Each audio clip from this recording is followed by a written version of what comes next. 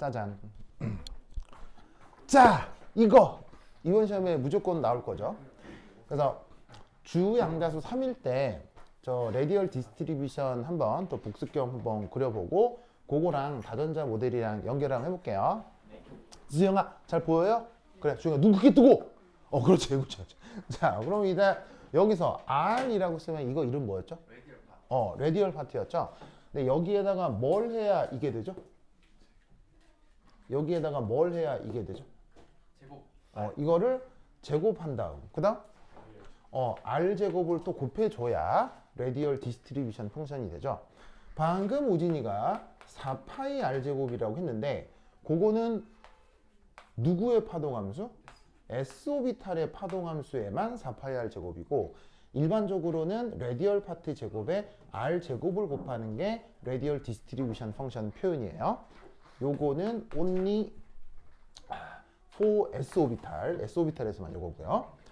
자, 그래서 요거를 주양자수 3인 경우에 대해서 이제 그려볼 텐데 주양자수가 3이면 최외곽 오비탈이 뭐뭐뭐가 돼요.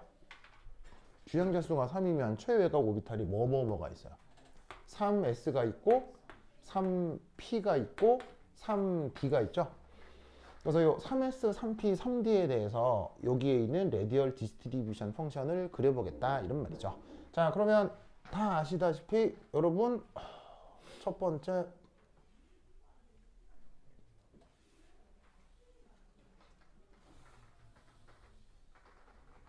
짜잔 이런 게 하나 그려지죠. 보이세요?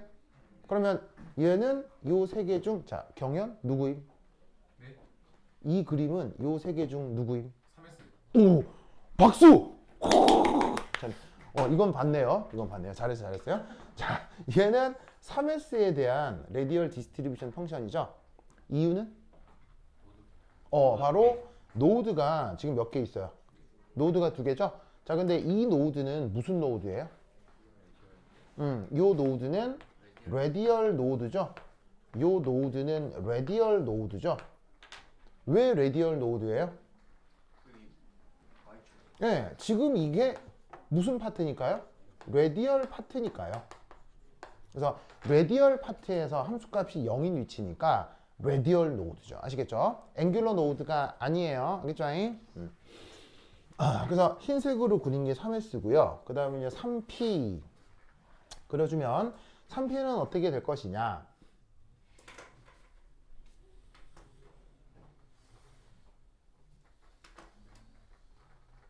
자, 이렇게 파랗게 그린 게 요게 3P가 되겠네요. 됐죠? 자, 3P에서는 레디얼 노드가 몇 개 나타나요? 하나 나타난다는 거 아시겠죠? 자, 참고로 다 알겠지만 레디얼 노드 개수는 이번 시험 핵심이죠. n 빼기 l 빼기 1개죠. 네.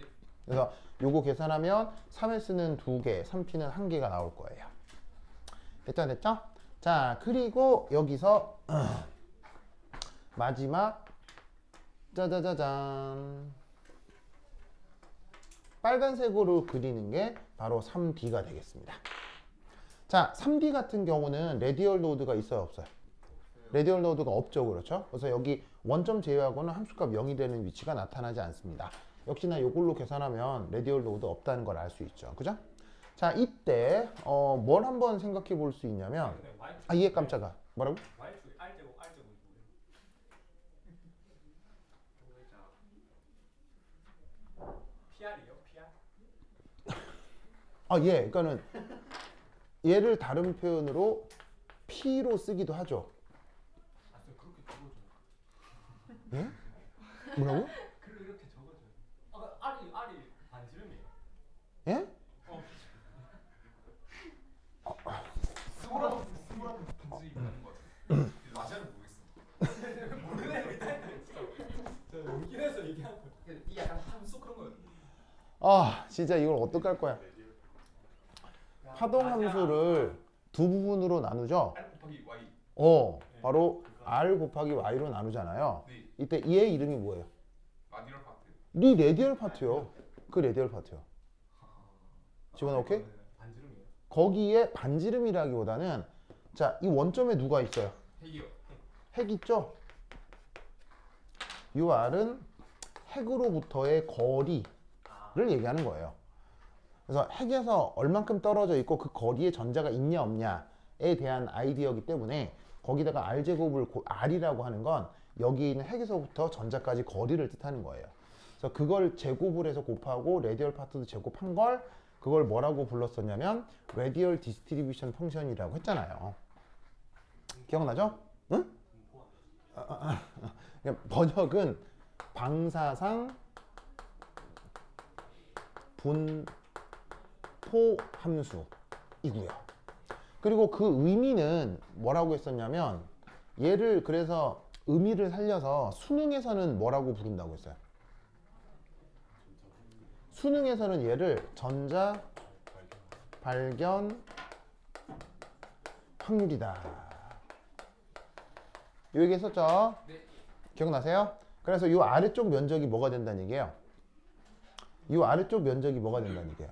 전자를 발견할 확률이 된다고 했었죠? 기억하죠? 기억하죠? 됐죠? 오케이. 됐다. 자, 기억하시고. 그래서 이게 지금 주형장수 3일 때에 SPD의 그 뭐냐면은 라디얼 디스트리뷰션 펑션을 그린 건데 이때 여기서 두 번째 또 하나 알아두실 건 핵에서 전자까지 평균 거리라는 개념이 있거든요. S건, P건, D건 채워져 있는 전자가 있을 거고 그게 핵으로부터 얼마나 떨어져 있느냐의 평균 거리 개념이 있어요. 그걸 어떻게 쓸 거냐면 R이라고 쓴 다음에 뭐 3S, R이라고 쓴 다음에 3P, R이라고 쓴 다음에 3D 이렇게 될 수 있는데 평균이니까 이 위에다가 바 이렇게 써볼게요. 그럼 여기 이제 바라고 쓴 건 그야말로 산술 평균이다. 그거 생각하면 되는데 이걸 계산하는 방법도 있어요. 파동함수를 가지고 이걸 계산하는 방법이 있는데 뭐 그것까지 이번에 나올 것 같지는 않으니까 결론만 살펴보시면 그러니까 이 얘기까지 하는 이유는 이게 그 예전 카이스트 기출로 나온 적도 있기 때문에 알아두시는 게 좋을 것 같아요. 이때 핵에서 전자까지의 평균 거리는 어디가 멀고 어디가 가깝다고 했죠? 어디가 멀고 어디가 가깝다고 했죠? 바로 봐. 이렇게 된다고 했죠? 네. 평균 거리는 3D가 더 가깝다고 했죠? 3S가 오히려 멀다고 했죠? 무슨 말인지 알겠어요? 그래서 그 평균 거리가 대략 어디쯤 찍히냐면 자 흰색으로 그린 게 3S의 라디얼 디스트리뷰션 펑션이라고 했어요. 그죠? 여기에서 핵에서 전자까지 평균 거리가 대략 요쯤 찍혀요. 여기. 요게 3S까지 핵에서 전자까지 평균 거리예요. 알겠죠? 그래서 요거 계산하는 방법이 있는데 여기에 있는 라디얼 디스트리뷰션 펑션 해가지고 막 거리 한 번 더 곱해가지고는 3차원 적분하고 하면 되거든요. 근데 그건 됐고 하여튼 계산했다고 치면 대충 요 정도 거리가 나온다고요. 알겠죠? 네. 자, 그거에 대해서 여기에 있는 p 오비탈에 대해서는 그 핵에서 전자까지 평균 거리가 대략 요 정도 나와요. 됐죠? 그리고 마지막으로 3D 오비탈 같은 경우는 요 정도 나옵니다.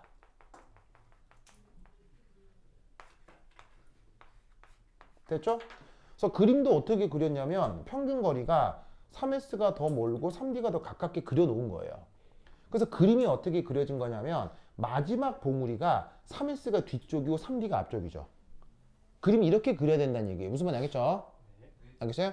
그릴 때 이 마지막 봉우리, 그러니까 뭐냐면 봉우리가 안쪽에도 있는데 안쪽 봉우리 말고 마지막 봉우리를 비교를 했을 때 3S를 그래서 제일 뒤에 그려야 되고 3D가 앞쪽에 있는 거예요. 무슨 말인지 알겠어요? 이렇게 그려야 돼. 이거 잘못 그리는 사람들 같은 경우는 3P나 3D를 뒤쪽에 그리는 사람들 있거든. 틀린 거야. 알겠죠? 그래서 그림이 이렇게 그려지는 거라고. 근데 전자가 S 값을 이렇게 찾아요. 그 얘기는 조금 이따가. 우선 됐죠? 여기까지 됐어요? 됐어요? 그래서 핵에서 전자까지 평균 거리는 오히려 3S가 멀고 3D가 더 가깝습니다. 그래서 다시 한번 쓰면 요게 멀고 그 다음에 여기가 더 가깝습니다. 그런데 전자는 어디에 먼저 더 채워져요? S에 먼저 채워지죠. 그런데 전자는 바로 다음. 어떻게 되냐? 꼭 전자라기보다는 3S, 3P, 3D에서 그런데 오비탈 에너지 준위는 어떻게 되냐면 3S하고 3P하고 3D 중에 어디가 에너지 준위가 더 작고 어디가 더 에너지 준위가 크죠? 이때는 S가 더 안정하죠. 그래서 핵에서 전자까지 평균 거리는 S가 먼데 오히려 안정성은 S가 더 크다고요. 이건 이유가 뭐 때문이라고 그랬어요? 침투 효과. 그렇지. 바로 침투 효과 때문이라고 했죠? 이거 수업 시간에 언급했죠? 학교에서도. 침투 효과 영어로 페네트레이션 이펙트였죠. 기억하셔야 돼요. 자, 핵에서 전자까지 평균 거리는 S가 멀어요. 근데 S는 침투 효과가 있죠. 어떻게 되냐면 특별히 S 오비탈에서 이 침투 효과가 아주 크게 나타납니다. 그 침투 효과가 어디냐면 바로 요거를 얘기하는 거죠. 자, 그래프는 전반적으로 아주 복잡하게 나타나지만 침투 효과는 어디를 보는 거냐면 핵 인근의 위치를 보는 거예요. 무슨 말인지 알겠어요? 그래서 그래프 전체에 대한 효과가 아니고요. 침투 효과는 핵으로부터 얼마간의 거리를 보는 거예요. 알겠죠? 그럼 여기에서 침투 효과는 뭐냐? 빨간 게 D, 파란 게 P, 흰 게 S였잖아요. 그럼 이때 핵 근처에서 전자 발견 확률이 제일 큰 건 누구예요? S가 되는 거죠? 이 아래쪽 면적이 전자 발견 확률이라는 건 알죠? 그래서 수능에서는 이 레디얼 디스트리뷰션 펑션이란 말 대신에 그냥 전자 발견 확률 이렇게 쓰는 건데 어쨌건 아래쪽 면적이 전자 발견 확률이고 SPD 중에 S의 경우 전자 발견 확률이 높죠? 그게 바로 침투 효과의 의미가 되는 거예요. 그래서 저런 현상을 우리가 침투 효과라고 말을 하는 거지. 이해하셨죠? 이 얘기는 너무너무 많이 했고 뭐 학교에서도 한 것 같으니까 이해하고 있죠? 그래서 이 논리 꼭 기억하시라 이런 말입니다. 그래서 어떻게 되느냐? 오히려 핵에서 먼 것 같은데 침투 효과 때문에 안정성이 커서 안정성은 D가 아니라 S가 더 안정하다. 알겠죠? 이렇게 내용 정리를 하셔야 됩니다. 자자.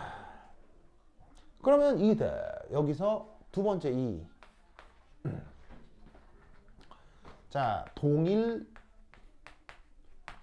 주양자수에서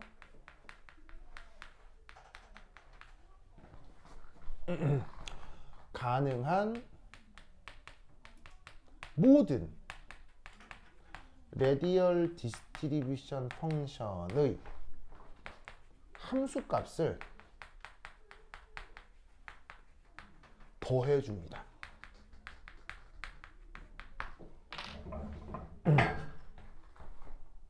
자, 뭐 무슨 말이냐면 왜 수학 시간에 뭐 이런 거 있잖아요. 뭐 y 콜 x분의 1, 그 다음에 뭐 y 콜 2x 플러스 3, 뭐 이런 경우 있을 경우 함수 두 개를 더해라, 뭐 그런 경우 있잖아요. 그럼 함수 두 개 더하면 이 경우는 y 콜 3x 플러스 4 이렇게 되잖아. 이거 두 개 그냥 산수적으로 더하기 하는 거. 아시겠죠? 이것도 똑같이 그렇게 하라는 거예요. 어떻게 하는 거냐면 바로 이 흰색으로 그린 3S의 레디얼 디스트리뷰션, 파란색의 3P, 빨간색의 3D 함수값이 있을 거 아니야. 누구야? 무슨 함수값? 레디얼 디스트리뷰션 펑션. 걔네를 어떻게 하라고요? 그냥 산술적으로 더하기를 하라고요. 무슨 말씀 아시겠죠? 그럼 그대로 그냥 더하기를 하면 그냥 이 함수값, 예를 들면은 뭐 어떤 위치에서 이 함수값 더하기, 이 함수값 더하기, 이 함수값을 하라고. 그러면 결론적으로 뭐가 등장하느냐? 그 모든 걸 더하면 뭐 정확하게 뭐 예쁘게 그릴 수는 없는데 결론은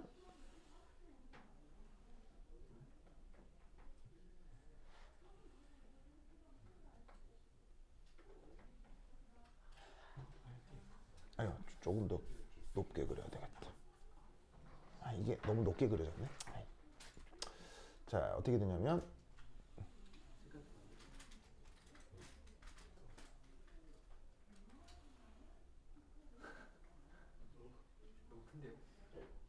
예, 그죠. 더해서 3으로 나누면 이렇게 더하기만 하는 거예요? 예, 아니 더해서 3으로 나누건 안 나누건 상관없어요. 그러니까 이거 뭐도 그냥 더하기만 하셔도 돼요. 짜잔, 요렇게. 뭐 스케일이 정확하게 맞지는 않는데요. 정확하게 맞지는 않는데 그냥 다 더하면 이런 결과가 나타난다라고 생각하자 이런 말이죠. 알겠죠? 의미는 뭐냐면 그냥 어떤 위치에서 뭐 이 함수값 더하기 이 함수값 더하기 이 함수값 더해서 얘가 됐다 이렇게 생각하시면 된다고. 무슨 말 알겠죠? 전체 함수값을 3으로 나누냐 마냐는 뭐 크게 중요하지 않아요. 왜냐면 그래프 나타난 상태에서 상대적인 값만 비교를 할 거기 때문에 뭐 또다시 산술평균을 위해서 또 나눈다 안 나눈다 그런 건 중요하진 않아요. 그래서 결국 이 값이 뭐냐, 이렇게 노란색으로 표현한 이것이 3S, 3P, 3D 모두의 레디얼 디스트리뷰션 펑션을 더한 것입니다. 됐죠? 됐죠?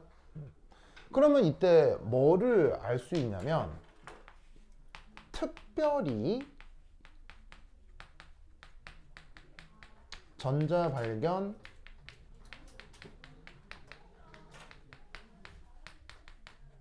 확률이 자, 더하는데 이때 또 하나 더하긴 더하는데 그냥 더한 건 아니고요. 그냥 더한 건 아니고 독일 주 양자에서 가능한 더하는데 이때 얘는 우선 여기까지 쓰고요.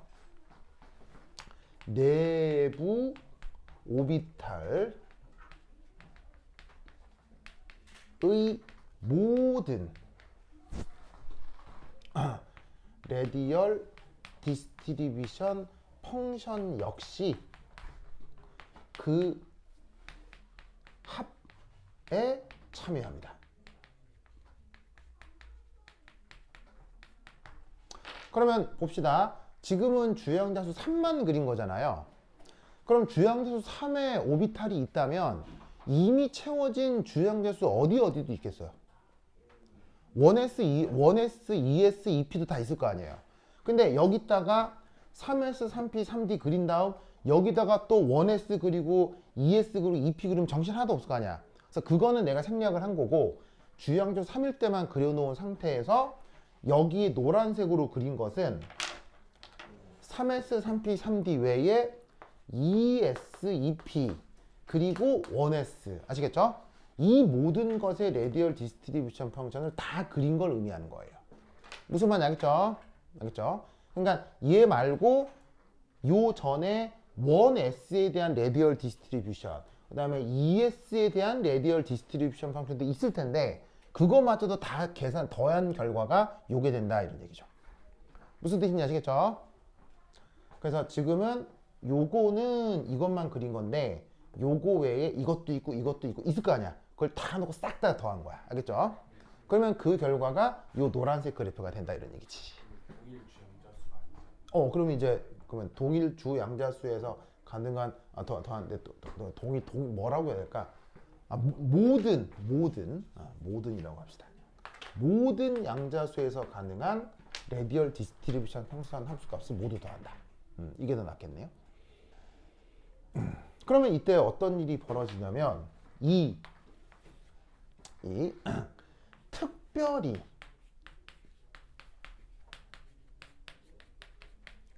전자 발견 확률이 높은 지점이 나타나죠.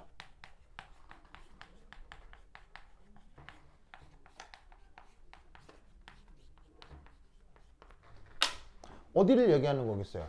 요런 위치, 요런 위치, 요런 위치. 무슨 뜻인지 아시겠죠? 그래서 이제 요런 위치, 요런 위치, 요런 위치, 이런 위치들이 나타난단 말이에요. 그러면 그 위치들은 누구 때문이냐? 자, 그럼 요 위치 줄게. 요 위치 줄게. 해줄게. 그럼 지우고.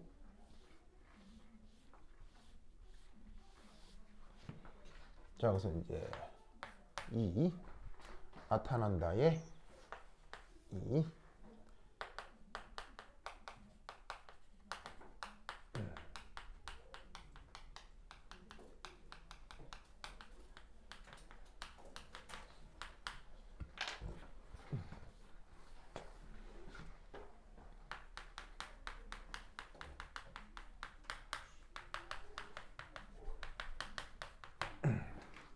그러면 그 위치를 각각 뭐라고 부르냐면 일렉트론 쉘, 우리말 번역 전자 껍질이라고 하는 거예요.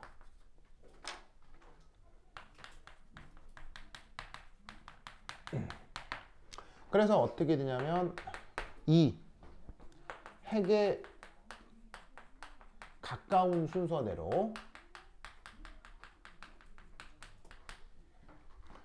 first, second, third 로 표시하면 되는 겁니다. 그래서 여기 보시면은 이 그림에서 얘는 3S, 3P, 3D에 2S, 2P, 1S도 있겠죠. 하여튼 다 더해서 나타난 값인데 그 봉우리 각각에다가 first, 얘는 second, 얘는 third라고 이름을 부르면 되는데 이때 다 더해놓고 나서 보니까 어떻게 된다? first는 1S의 RDF 기여도가 가장 큰 거예요. 그럼 마찬가지로 second는 누구?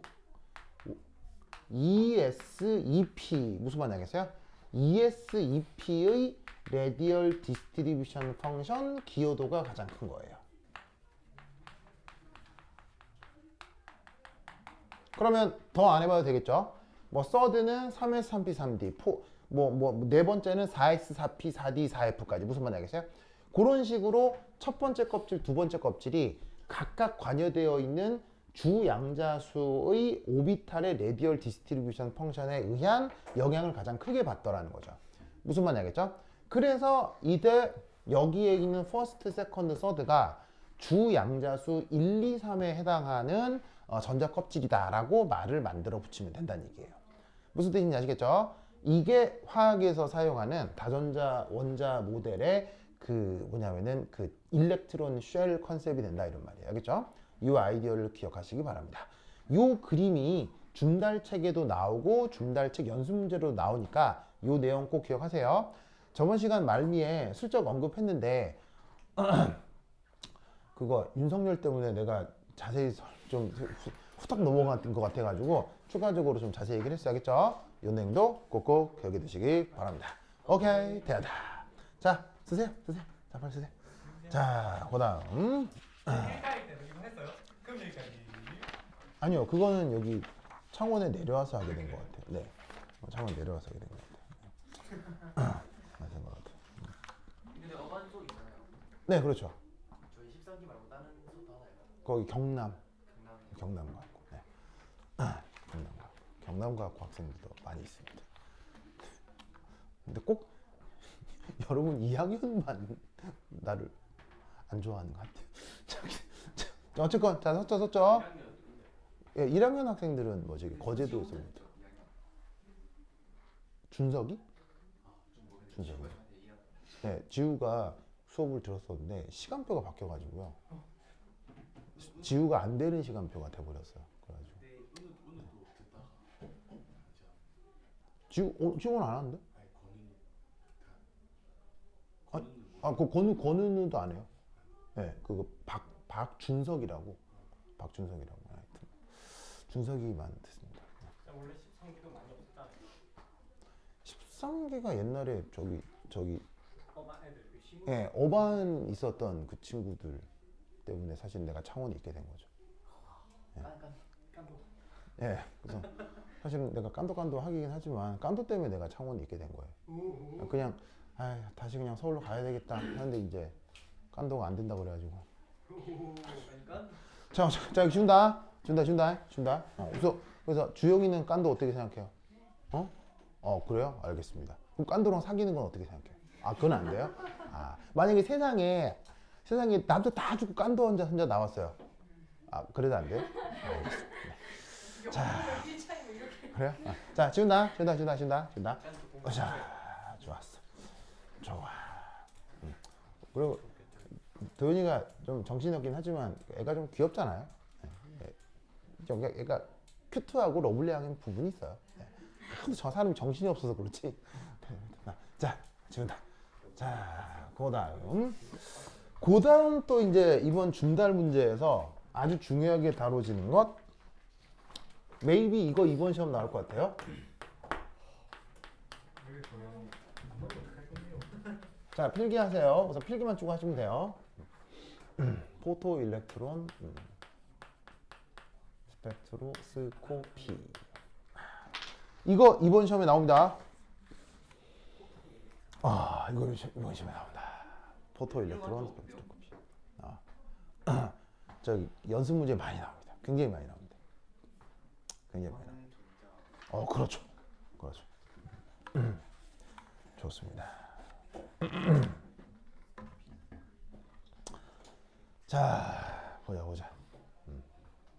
자, 포토 일렉트론 스펙트로스코피, 이제 우리말 번역이 어떻게 되냐면, 자, 포토 우리말로 광 이렇게 번역하면 되는 거고요, 그렇죠? 그다음에 일렉트론은 전자. 스펙트로스코피는 어떻게 번역할까요? 분, 광, 합. 그래서 광전자, 분광합. 보이시죠? 그런데 광전자로 그 크게 노벨상 받은 사람 있죠. 아인슈타인. 바로 일석군이지요. 무슨 말 알겠어요? 일석군.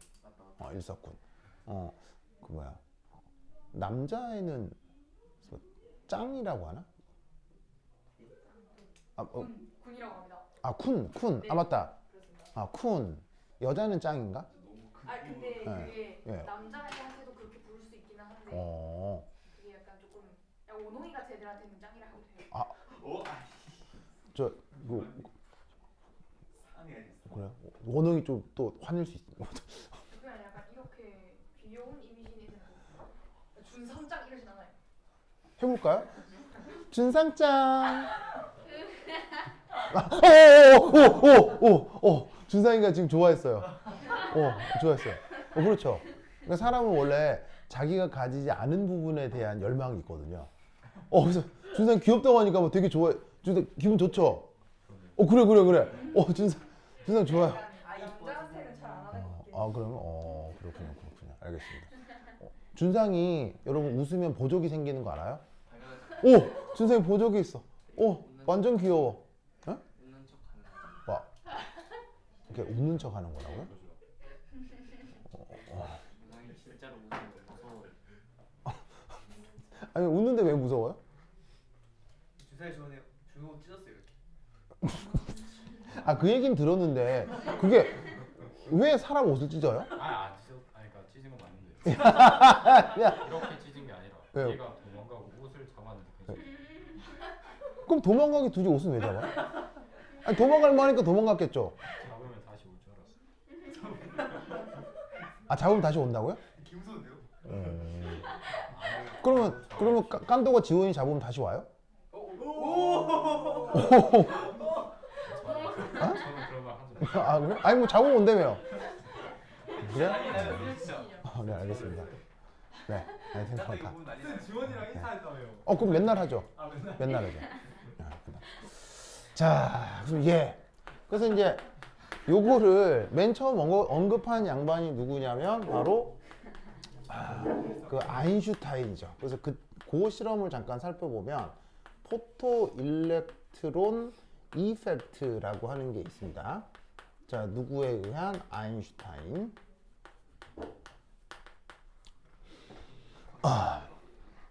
자, 여기 보시면 광전 효과에서는 실험 장치를 살펴보면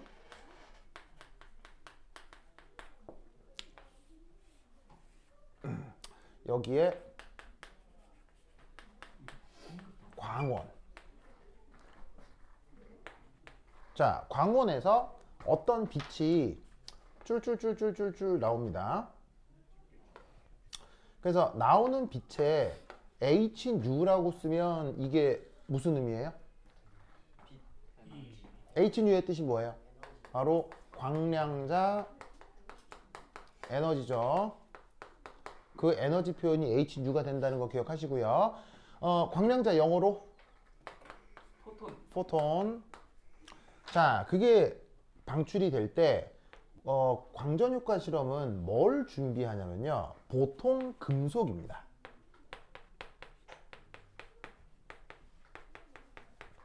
그 고체 금속에 저 빛을 쪼여주는 겁니다. 그러면 어떤 일이 벌어지느냐? 빛을 받은 요 위치로부터 뭔가가 튀어나오기 시작합니다. 그럼 튀어나온 이 녀석을 뭐라고 부른다? 얘를 광전자라고 부르는 거예요. 그래서 빛을 쪼여서 만들어낸 전자라는 뜻으로 광전자다 이렇게 표현하는 거죠. 알겠죠? 이때 여기서 명심할 거는 여기에 있는 이 광원. 이 광원이 누구냐? 얘는 반드시 UV 비저블입니다. 자, UV는 우리말로는 자외선, 영어로는 ultra violet. 그다음에 비저블은 우리말로 가시광선. 그래서 자외선이나 가시광선을 쪼여야만 실험이 됩니다. 다른 빛은 안 돼요. 그렇죠? 그래서 광전 효과에서는 반드시 UV 비저블이에요. UV 비저블. UV 비저블을 쪼여주면 이런 식으로 고체 금속에서 전자가 튀어나오게 된다고. 됐죠? 이때 아인슈타인은 여기서 어떤 생각을 했냐면 바로 에너지 보존 관계를 생각한 거예요.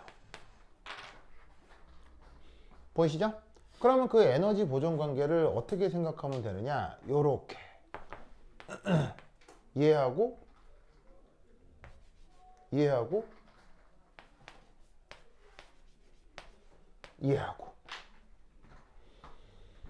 자, 보이십니까? 보이세요? 자, 각각이 뭐냐?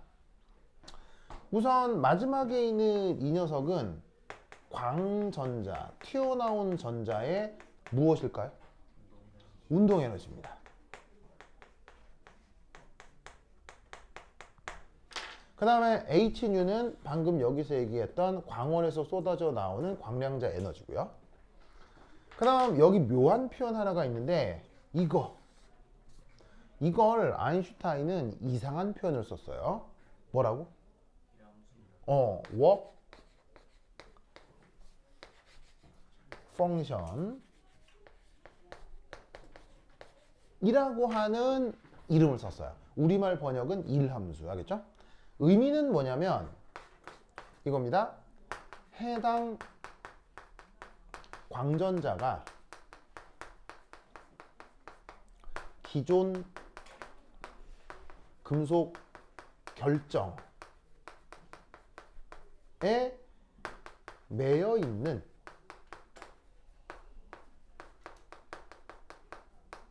그 위치 에너지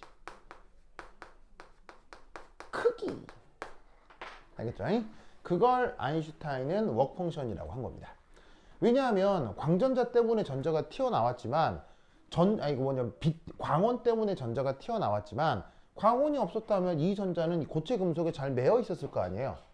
그러면 이 전자가 어디에 매여 있다는 얘기는 이 전자하고 고체 사이에 정전기적인 무슨 인력이 있었을 거고, 인력에 의한 위치 에너지가 있을 텐데 그것에 의한 크기를 W, 아인슈타인은 이상한 표현 워크 펑션이라는 표현을 쓴 거죠.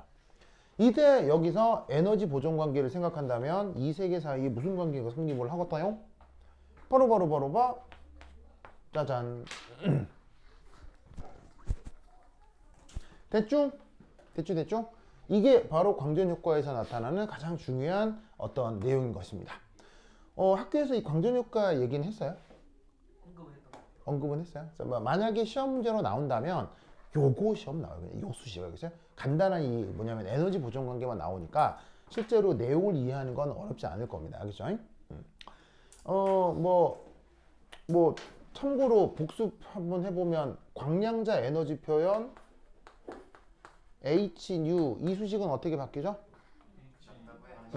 람다분의 HC로 바뀌고요. 또 하나 PC 이렇게 바뀐다는 것도 참고로 알아두시고, 그래서 문제에서 언급을 할 때 이 광량자 에너지를 구하라고 할 때 플랑크 상수의 진동수를 주기도 하지만 여기에 그 빛의 파장을 주기도 해요.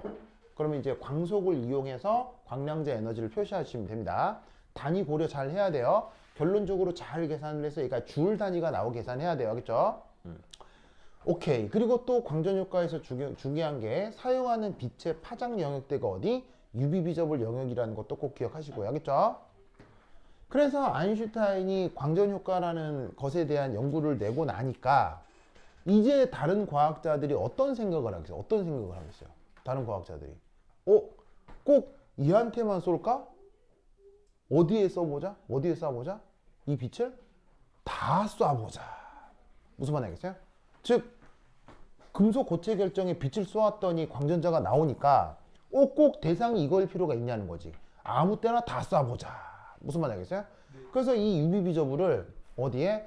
분자에도 쏴보고 원자에도 쏴보고. 무슨 말 알겠어요? 그때 나타나는 뭔가를 분석하는 걸 그걸 광전자 분광학이라고 하는 거예요. 무슨 말 알겠죠? 그래서 이제 이 광전자 분광학을 원자에 대해서 적용을 한다면 이런 일이 벌어지는 거예요. 여기 줄게요. 여기 줄게요. 으쌰.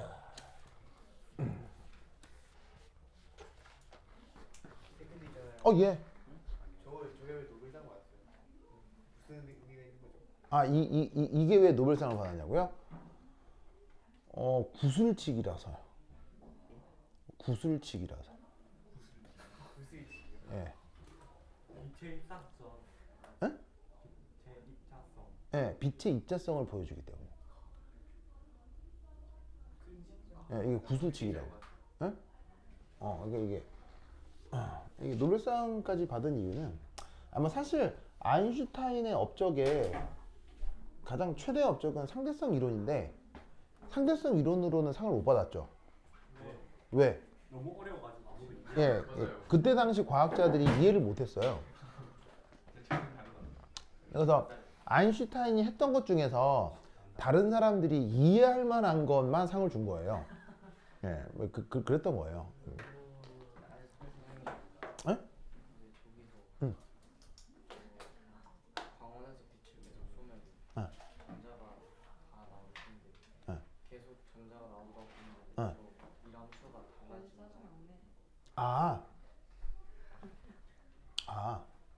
이제 방금 이제 그 준우가 무슨 얘기를 했냐면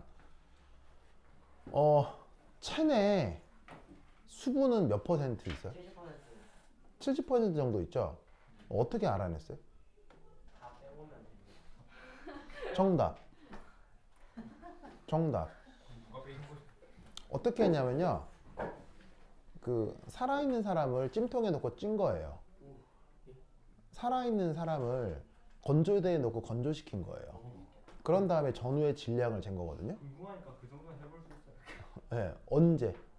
2차 세계대전. 네, 2차 세계대전 때 생체 실험을 통해서 실제로 한 거예요. 그래서 독일하고 일본에서 생체 실험 이제 독일하고 일본에서 많이 했죠. 마루타 실험. 네, 그래서 일본이 한 건 마루타 실험이라고 하고 뭐 이렇게 독일이 한 건 아우슈비츠 수용소에서 한 거고. 그래서 진짜로 전쟁 포로남 우리나라 사람들 잡아다가 그 이제 사람을 건조대에 넣고 말린 거예요. 그래서 전에 체중 재고 말려서 재고. 무슨 말인지 알겠어요? 그래서 70% 나온 거예요. 무슨 말인지 알겠어요? 그러니까 사실은 우리가 알고 있는 화학적이거나 생물학적인 실험 데이터가 사실은 피가 묻어 있는 데이터들이 상당히 많다고요. 무슨 말인지 알겠죠? 뭐 그 중에 하나가 뭐 체내 수분 퍼센트인데 방금 이제 준우가 그 얘기를 한 거예요. 자, 무슨 말이냐? 살아있는 사람을 그 건조해에 넣고 계속 내버려 두면 수분이 쭉쭉 빠질 거 아니에요. 쭉쭉 빠져서 수분이 다 빠지면 어떻게 되느냐? 그 사람은 죽겠죠. 무슨 말인지 알겠어요? 방금 준우가 그 얘기를 한 거예요. 준우 무서운 애인 거야. 금속의 전자를 쫙쫙 빼면. 자, 그래서 어떻게 준우는 무슨 말이냐? 거기 금속이 있는데 전자 무슨 말인지 알겠어요? 전자가 이렇게 막 아니 그 뭐야 광원이 온다. 그럼 여기서 어떻게 되냐면 전자가 쭉 빠져나올 거 아니야, 그치? 쭉 빠져나오잖아. 그럼 쭉 빠져나오면 이놈의 금속에서는 전자가 계속 빠져나올 거 아니냐? 그럼 수분 빠진 사람처럼 전자 빠진 금속이 될 거 아니냐? 그러면 전자 빠진 금속, 이거 생각해봐. 수분 충만한 사람과 수분 빠진 사람, 같은 사람이야, 다른 사람이야?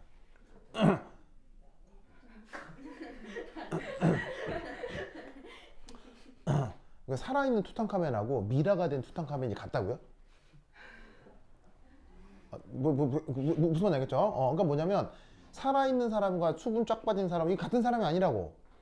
그러니까 전자 충만한 금속과 전자 빠진 금속이 다르기 때문에 전자가 빠져나올수록 이 일함수가 달라지지 않겠느냐 라고 우리 준우스가 얘기를 한 거예요. 무슨 준우의 질문 이해했어요?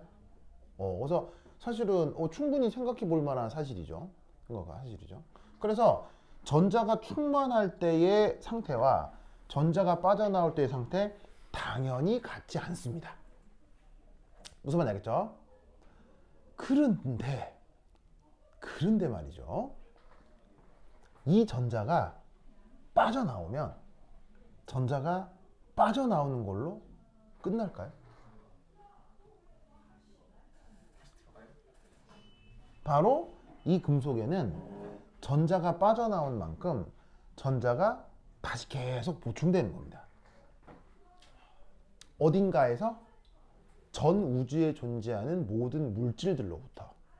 무슨 말이냐면 이 금속이 어떻게 되겠어요? 이 금속이 예를 들면은 어딘가에 올려져 있을 거 아니에요. 그러면 전자가 빠져나가는 만큼 여기서 전자가 들어오는 거예요. 그럼 이 물질은 어디에 있겠어요? 지구 위에 있겠죠. 그럼 지구로부터 전자가 또 공급이 되는 거예요. 무슨 말인지 알겠어요? 그러면 이렇게 대기중으로 빠져나간 전자는 다시 지구로 흡수가 되겠죠. 그래서 어떻게 되냐면 고체 금속처럼 사람 눈에 보일 정도의 덩어리를 놓고 여기에 빛을 쪼여서 광전자를 방출시킨다 하더라도 이 내부의 상황은 거의 변하지 않아요. 그래서 전자가 아무리 튀어나와도 튀어나오는 만큼 다시 다른 식으로 계속 보충이 되고 있기 때문에 이게 계속 변한다라고 까지 생각할 필요는 없어요. 무슨 말 알겠죠? 그렇죠? 준우스 오케이? 오케이? 그렇다면 진짜 준우스가 생각하는 전자 빠진 금속을 만드는 건 불가능할까요? 가능해요. 어떻게 하면 되겠어요? 바로 띄워요. 이 모든 걸 없애놓고 만약 알겠어요? 우주에는 다른 물질이 있어요? 거의 없어요? 우주에는 다른 물질이 거의 없죠. 이런 데 띄워놓고 하면 그때는 준우가 얘기하는 전자 빠진 금속이 되는 거죠. 그럼 그때는 진짜로 일함수 같은 게 많이 달라져요. 무슨 말 알겠죠? 그럼 이런 생각을 당연히 과학자들도 매우 심하게 하죠. 이걸 구현한 게 포토일렉트론 스펙트로스코피예요. 그럼 포토일렉트론 스펙트로스코피는 뭐냐면 여기 빛을 누구한테 쪼여주느냐? 분자나 원자한테 쪼여주는데 그 분자나 원자가 어떤 상태냐? 고체가 아니라 기체 상태. 그럼 고체가 아닌 기체 상태면 다른 분자들이나 다른 물질들과 접촉된 상태겠어요? 떨어져 있는 상태겠어요? 떨어져 있기 때문에 고체나 분자에서는 빛을 쪼여준 다음 전자가 튀어나와 버리면 그 내부의 위치 에너지가 그대로 유지되겠어요? 분명 변화되겠어요? 변화됩니다. 그런 것까지를 다 고려하는 분광학을 포토일렉트론 스펙트로스코피라고 해요. 무슨 말인지 알겠죠? 그래서 아인슈타인이 생각했던 일함수는 크게 변한다라고 생각할 필요는 없는데 실제 분자 상태의 기체 상태의 샘플에다가 빛을 쪼여줄 때는 그 내부 위치 에너지가 실제로 달라질 수 있습니다. 무슨 말인지 알겠죠? 네, 그거를 지금 준우스가 얘기를 한 거예요. 준우스 대단해? 준우스 그래요? 그래. 준우스 그 옷 찢겨질 때 기분이 어땠어요? 아, 당황스러웠어요? 뭐 혹시 생명의 위협 같은 거? 좋아하던데요. 아, 좋아했다고요? 아, 뭐라고? 생명의 위협을 항상 받고 아, 생명을 항상 받고 있다고요? 아, 그래요. 알겠습니다. 그래. 좋습니다. 자, 그래서 이런 상황이다라는 걸 알아두시기 바래요. 알겠죠? 자, 그럼 이때. 자, 이 얘기만 하고 간단히 쉬었다고 하겠습니다. 그 다음 4점은 4점이 됐고 4.2 점이. 자, 그러면 빛을 원자에 쪼여주면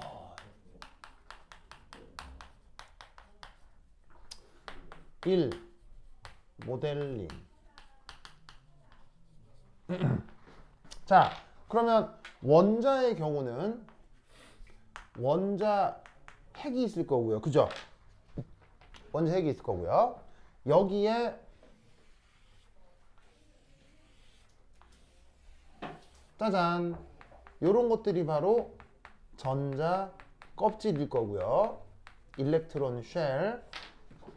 여기에 전자들이 어떻게 돼 있겠어요? 전자들이 뭐 이런 식으로 뭐 이런 식으로 이렇게 채워져 있을 거 아니에요. 그죠?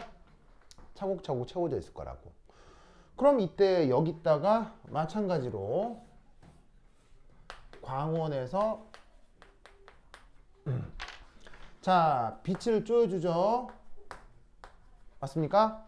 빛을 쪼여주면 이때 쪼여주는 빛 에너지가 뭐라고요? 얘도 반드시 UV 비저블이에요.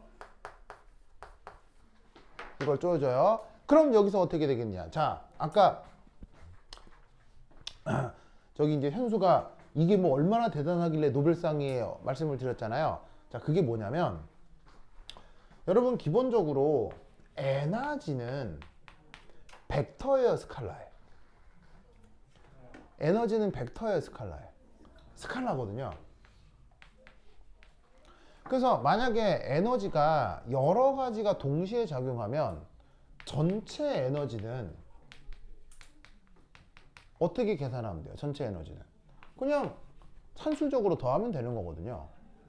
무슨 말인지 알겠어요? 그래서 아무리 작은 에너지도 걔네들을 모을 수 있으면 되게 큰 에너지가 될 수 있잖아요. 그리고 큰 에너지만큼 그만큼 많은 뭐냐면 일들을 할 수 있는 거고요. 무슨 말인지 알겠어요? 그래서 아무리 조그만 에너지라고 하더라도 에너지가 스칼라인지라 모으면 큰 일을 할 수 있는데 만약에 이렇게 딱딱한 쇠구슬을 두고요. 그리고 이제 그래서 에너지가 스칼라여서 전체 에너지는 그것의 합이다 라고 하는 것은 에너지를 입자로 봤을 때의 의미예요? 에너지를 파동으로 봤을 때의 의미예요? 에너지를 파동으로 봤을 때의 의미죠? 아무리 작은 에너지여도 모으면 큰 에너지가 된다 라고 하는 것은 그걸 에너지를 파동으로 봤을 때의 모습이에요. 바로 에너지를 파동으로 봤을 때의 보강가섭 같은 거예요. 무슨 말인지 알겠어요? 여러분 바다에서 파도가 왜 쳐요? 바다에서 파도가 왜 쳐요? 달과 태양이 땅 그건 밀물썰물이고요. 바람이 불어서. 바람이 불어서 파도가 치죠? 들고 왔어. 그럼 여러분 사실은 바람도 셀 수도 있고 약할 수도 있지만 이게 기가 막히게도 약한 바람이 부는데도 바다에서 기가 막히게 엄청 강력한 파도가 칠 수가 있거든요. 그럼 그건 왜 그러냐면 저기서 친 약한 바람 때문에 치는 얕은 파도와 저기서 친 약한 바람이 불어서 만들어지는 얕은 파도가 특정 영역에서 희한하게 보강간섭 해버리면 저쪽 바다는 잔잔한데 특정 해역에서 갑자기 파도가 이렇게 되는 경우가 있어요. 무슨 말인지 알겠어요? 그렇게 되는 경우가 있는데. 그래서 갑자기 이상한 해역에서 갑자기 심한 파도에 휩쓸려서 바람도 별로 안 부는데 거기에서 배가 두동강 나는 경우도 있어요. 알겠죠? 이게 파도 심하면 배 부러지는 거 아세요? 이게 파도가 마루가 있고 골이 있잖아요. 그럼 어떻게 되냐면 얘가 마루로 올라가면 배가 위로 뜨잖아요. 배가 위로 뜨다가 파도가 골이 되면서 파도가 밑으로 내려가는데 무거울수록 관성이 크잖아요. 그래서 배가 무거울수록 이게 파도가 다시 골이 될 때 배가 살짝 위에 떠요. 그럼 뜬 상태에서 있다가 얘가 다시 밑으로 내려올 거 아니에요. 중력 때문에. 그러다가 파도가 다시 마루가 되면서 위에 치는 거예요. 아이스 블라스트? 그러면 배가 부러져요. 그런 경우도 있어요. 근데 그게 배에서 일어날 수 있는 최악의 사고예요. 무슨 말인지 알겠어요? 그게 그 정도로 가능할 정도로 강력한 파도가 지구의 바다에서는 부는데 그게 바로 뭐다? 에너지를 파동으로 생각했을 때 작은 에너지라 하더라도 더하면 큰 에너지가 된다. 무슨 말인지 알겠어요? 그게 바로 에너지를 스칼라로 보는 관점이라고요. 알겠죠? 그런데 여기에 쇠구슬이 있어요. 쇠구슬. 여기에 여러분 휴지 있죠? 휴지. 휴지를 조그맣게 잘라가지고 던지면 얘 움직이겠어요? 꿈쩍도 안 하겠어요? 휴지에 한 마디도 아니고서 손 막 뜯어가지고 하늘하늘 휴지를 이렇게 휙 던져 맞췄어요. 그럼 얘 움직이겠어요? 꿈쩍도 안 하겠어요? 꿈쩍도 안 하겠죠. 그래서 안 움직이네. 그래서 또 찢어서 던지고 또 찢어서 던지고 50만 개 찢어서 던졌다고 칩시다. 그러면 휴지라고 하더라도 50만 개, 100만 개 찢어서 던지면 전체 에너지는 크겠어요, 작겠어요? 전체 에너지는 클 거 아니에요. 하지만 아무리 찢어서 던지나 변화는 있겠어요, 없겠어요? 없죠. 없죠. 무슨 말 알겠어요? 그러면 이 말은 무슨 말이냐면 얘를 움직이기 위해서는 파동적 관점의 에너지를 던져봐야 얘가 꿈쩍이나 한다는 얘기예요? 절대 꿈쩍 안 한다는 얘기예요? 꿈쩍 안 할 수도 있다는 얘기예요. 그러면 얘는 언제 움직이느냐? 휴지 조각이 아니라 뭔가 돌멩이 조각처럼 단단한 걸 집어 던져야 얘를 꿈쩍이라도 움직이게 할 수 있구나 라는 개념인 거죠. 그러면 이때 어떻게 된다? 여기서 빛을 쪼여주는데 만약에 빛이 100% 파동이라고 하면 아무리 작은 진동수 큰 파장이라 하더라도 빛이 모이기만 하면 에너지가 모이면 광전자가 튀어나와야 하는데 실제 실험을 하면 UV 비저블 이상의 진동수에서만 빛이 튀어나오게 되는 거예요. 그럼 이 말은 무슨 말이냐면 빛 에너지라고 하는 게 쌓이는 게 아니라 특정 조건의 진동수에서만 전자를 튀어나오게 할 수 있는 알맹이, 입자적 성격을 가지고 있구나를 보여주는 실험이어서 얘가 노벨상을 받은 거예요. 무슨 말씀인지 아시겠죠? 그렇죠? 그래서 우리가 보통 빛이라고 하면 고전적으로는 입자라고 생각해요? 파동이라고 생각해요? 파동이라고 생각하잖아요? 그런데 저 빛에도 입자적 성격이 구현될 수 있다는 걸 보여준 실험이어서 노벨상을 받게 된 거다라는 것을 구국 알아두시기 바란다 이런 말이죠. 알겠죠? 그러면 이 빛을 입자성을 가지고 있는 빛을 이제 누구한테 쪼여주자? 원자한테 쪼여주자. 그러면 어떻게 되느냐? 여기서도 마찬가지로 마찬가지로 여기에 있는 빛을 받아서 여기에 있는 요 전자들이 이합하고 요런 식으로 튀어나올 수 있겠죠. 그래서 원자에 속박되었던 저 화학 전자가 광전자가 되어 튀어나올 수 있다는 뜻이에요.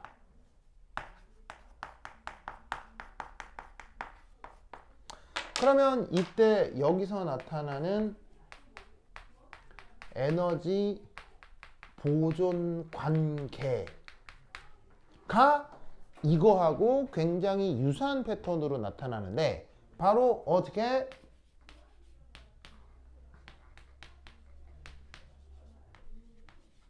짜잔 이렇게 표현된다 이런 말이에요. 자 그러면 아까 이건 뭐였어요?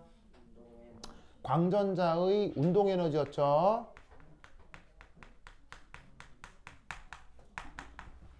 됐죠?